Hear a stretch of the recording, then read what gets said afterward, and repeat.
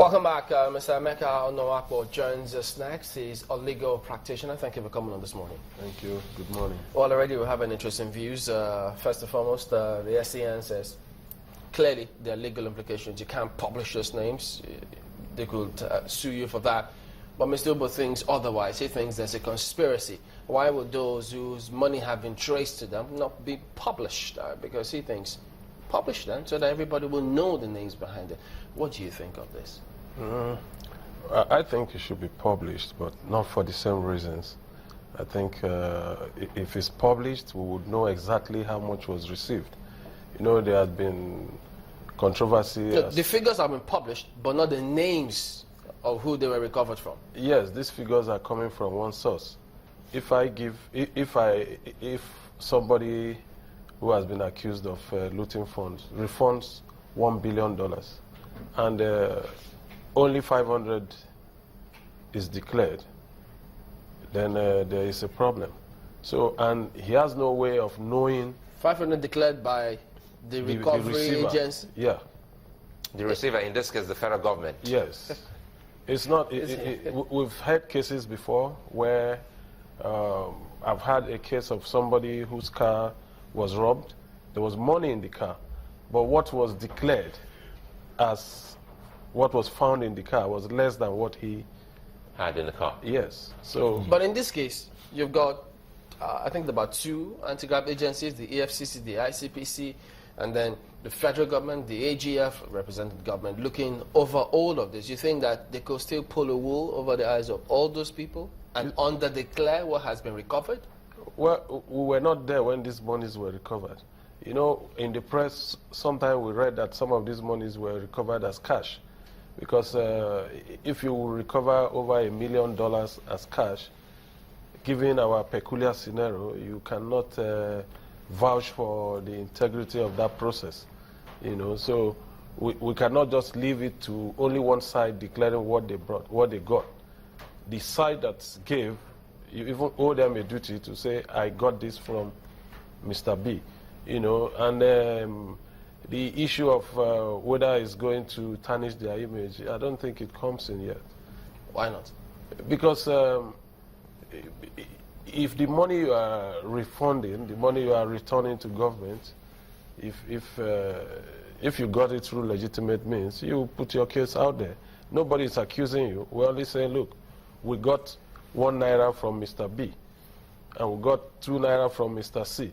So it now behoves Mr. C to say, oh, this was what I refunded because the money that was given to me was for so and so job. Unfortunately, we didn't even do it, so I'm refunding the money.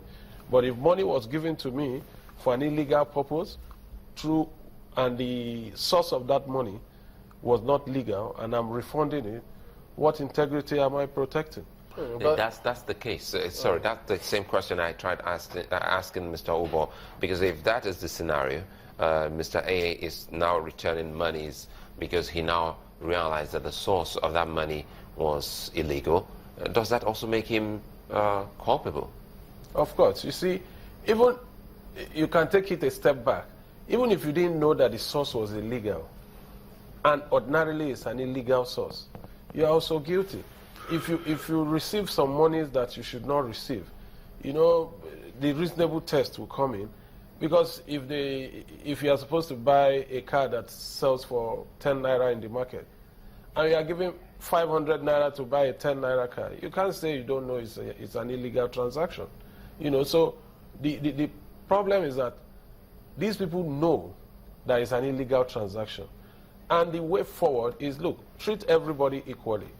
If these people were mere criminals that were involved in armed robbery, arson, and the rest, their names will be published.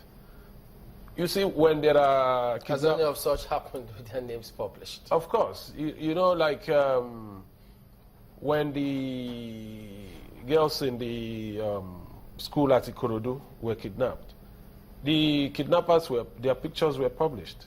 And after they were caught? Yes. It was in the papers. We saw their faces, you know, and nothing has changed. And, you know, some of them may have aided the police. Are you implying that this non-publishing of the names is more political than legal? It's because of the caliber of people involved. If a clerk steals in the office, steals maybe 50,000 naira, 100,000 naira, he will be published. If a junior staff in the bank steals, defrauds the bank of 2 million, his name will be in the papers. But if you do a bigger crime for a higher level, you are not likely to even suffer for it, not to talk of being published. So, if Mr. D is a suspect and is alleged to have frittered money away, and is watching the proceedings and sees Mr. A, who was in the same scenario with him, even though he's refunded some part of the money, but he's undergoing legal process, sees his name published, what do you think will be the incentive for Mr. D to also come forward and cooperate to the law if they're going to publish your name halfway into the entire scenario?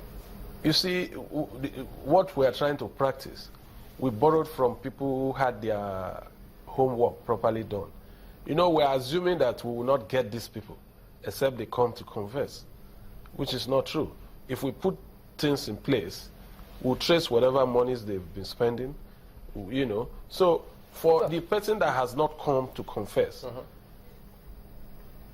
do we really need a serious incentive for him to come? If he knows that he will be caught. But because we have not put a dragnet to bring in. But that's the thing, we have not put it, and he knows we have not put it. He knows the legal process could take a while. Why doesn't he just wait and see what happens? You see, if he sees that the process is being enlarged, like if we build more courts. Don't forget, he has money to get the best of lawyers. Yes. So he's willing to buy time.